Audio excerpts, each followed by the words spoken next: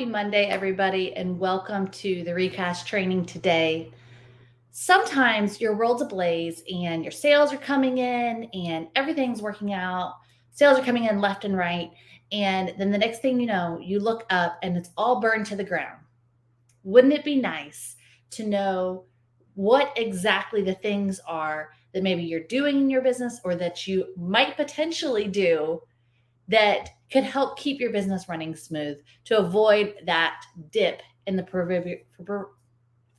real estate roller coaster? I'm not even going to try the word. Welcome again to our Monday training. Happy Monday, everyone. If you're new to the group or even new to these Monday classes, my name is Kristen Brumbaugh, and I am your in-house real estate marketing expert. I've been a licensed real estate agent since 2005, and for the last 7 years, I've been helping agents all over the country increase their business and create systems to scale. 3.5 years ago, my husband and I also opened our real estate brokerage here in South Carolina, and we've grown to over 180 agents across the state. I'm going to ask for your patience today. The allergy bug has bitten me hard, and I'm going to try to keep the sniffles and sneezes to a minimum, but just know that behind these glasses is a whole lot of allergy pain today, so just bear with me. It is my absolute pleasure and passion to help agents just like you create and scale your business, but that is in a balance of the life that you want to lead. In today's class, we're going to talk about the 5 mistakes you might be making in your business that could completely derail you for your future self. I'm going to go ahead and dig right into that. If you're joining me live here Monday at 2 p.m. Eastern, drop a 1 in the comment or just a live in the comment. Let me know you're here. Say hello. Your engagement and your interactiveness on these videos really is the fuel that keeps me going. Say hello, that kind of vibe. And if you're watching this in replay at another point in time, then say replay. Either one of those will work. Just let me know when you're watching. And yeah, we'll go ahead and dive right in. So the 5 mistakes you might be making in your real estate business that could be on the path of derailment for your business. Number 1, the first mistake that we're going to dive into is lead generation. A lot of times what happens is agents are, they're busy, and so they stop lead generating. Now, this usually happens, like I said, one of 2 reasons. Either 1, you haven't established a true lead generation system in your daily routine and your new busyness derails your efforts, or 2, you kind of start feeling like you have more than you can handle, or you have more than enough, that you can handle more than enough.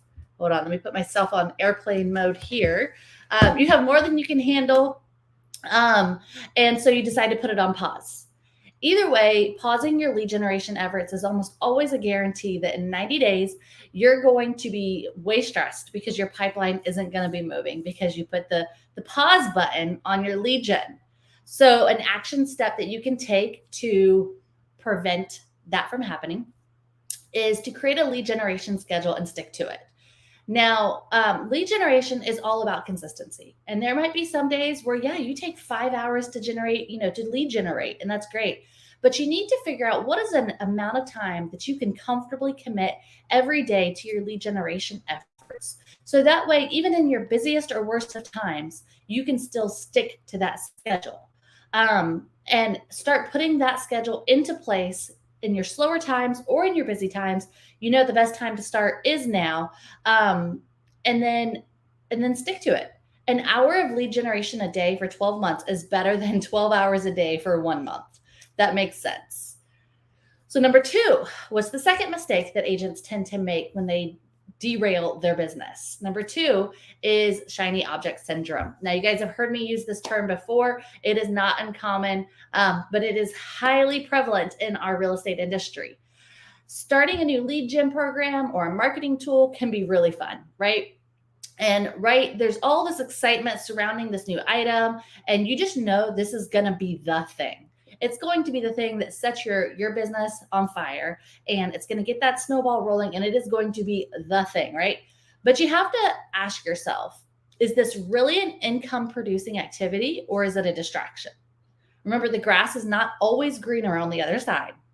So something to think about is this something that's going to help me or is it going to just distract me?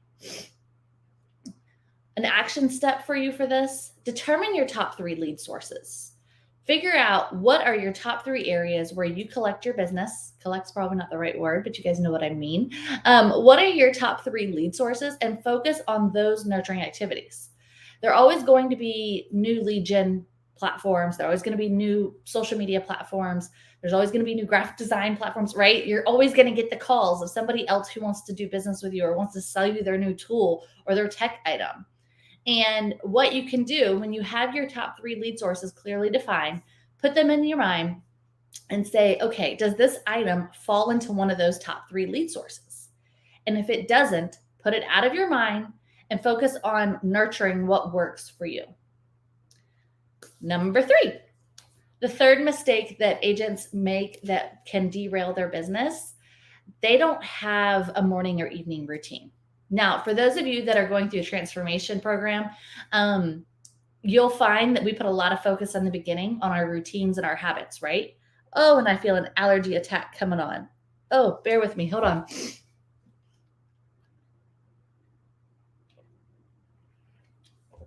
Try to get some water to wash that down. Um, um, so they don't have morning and evening routines. And like I was saying, for those of you that are in the transformation program, you guys know that in the beginning, we talk a lot about developing habits, developing routines, that kind of thing. How you set up your day and wind down your day even are so impactful to how you prime your days for productivity.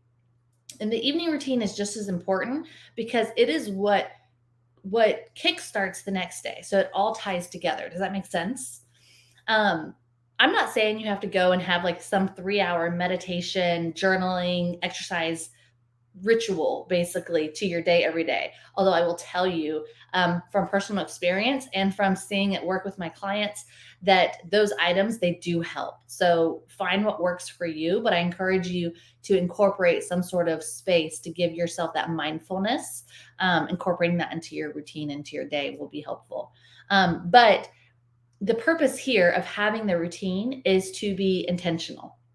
If you focus on intentionality for your days, you think intentionally about how you want to start your day and what activities you want to do, what activities give you the most clarity and energy to take on your day ahead and to prepare for the next day or to wind down your day, it's a heck of a lot easier to stay on track when you have that in like a routine setting. When you have your mental, physical, and emotional fitness in check, if you will, it's a lot easier to stay on track. So I encourage you to create your morning and evening bookends. At the very least, intentionally think about how you spend your first and last 15 minutes of the day. What can you do during that time to create the most clarity and energy for yourself? And so, really sitting down with that. And you guys know, like, mindset is a big part of our transformation program because it is such a pivotal foundational point to being successful in your business. And when you start to find that level of comfort within yourself, your confidence is going to soar, which is going to make you that much more attractive to potential clients. It's going to make you that much more attractive to your current clients, to prospects, to others that you work with, because you are solid in who you are, solid in your foundation. Number 4, and guys, I'm going through these a little bit quick, and we're going to come back and we're going to answer questions. We're going to discuss a little bit, but I want to kind of like throw these 5 out here real quick. So number 4, the 4th mistake that agents make that can completely derail their business is they stop learning and they stop growing. I don't have to tell you that the real estate industry and the economy at large, especially right now, are moving faster than ever. As an agent, you must stay on top of marketing trends, economic trends, local market data, technology, tools, trainings, left and right. Things are coming at you. And it's part of what you do to make sure that you're aware of what's going on out there, right? If continuing education and personal growth are not part of a part of your weekly routine, part of your weekly plan, it's really easy to get off track and lose sight of where everything's at. And it can happen in the flip of a switch, right? In addition, I can't emphasize how important it is to be working on your personal growth as well. It's not just all business. It is personal. I'm not going to dive super deep into that because I know we talk about that at other times, and that really goes into the habits and the routines that we just talked about. But working on your personal growth, whether that's leadership, resilience, time management, growth mindset, communication, decision making, or your vision for your life, if you're not growing, you're dying, and there's no in between. So that's how I feel about that. My suggestion to help you constantly grow your brain and to feed your brain is subscribe to various e-newsletters that are relevant to your industry, that are relevant to, this business. I have probably more emails that come into my inbox on a daily basis just because I like to stay on top of what's going on, not only in my industry, but in the real estate industry, in the coaching industry, in the marketing industry, and in the personal growth realm as well. So I have a whole email that is just dedicated to all of those newsletters that I like to go through. It doesn't mean I get through them all the time, but it gives me a place to go. And about once a week, I'll go through and I'll read them and I'll make note of things that interest me or that are helpful for what I'm trying to achieve. You can also, in addition to newsletters, you can also do podcast. Reading books is always one of my big favorites, whether that's listening to them on Audible or reading the hard copy there. I read books in various forms, so I'm not going to judge however you like to read your books. You do you. But if you make a commitment to never stop learning and to never stop growing, it's going to be one thing that helps you stay on track. Or if you're off track right now, it's going to be the thing that helps you get back on track. And then the fifth mistake that I see agents make all too often that can derail their business is they leverage too soon. Now, I am all for leveraging, right? I'm all for making the best use of your time. However, what I see is when agents start to experience some consistent success, they'll often start thinking about what they can stop doing and what they can leverage and delegate to someone else. I'm a huge fan, like I said, of leveraging. And I generally like this way of thinking. I need some water real quick. However, it's really easy to get off track if you leverage too soon.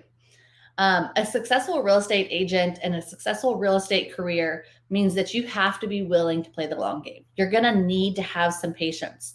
And when you leverage too soon, it's generally because you want to go and engage with another business opportunity.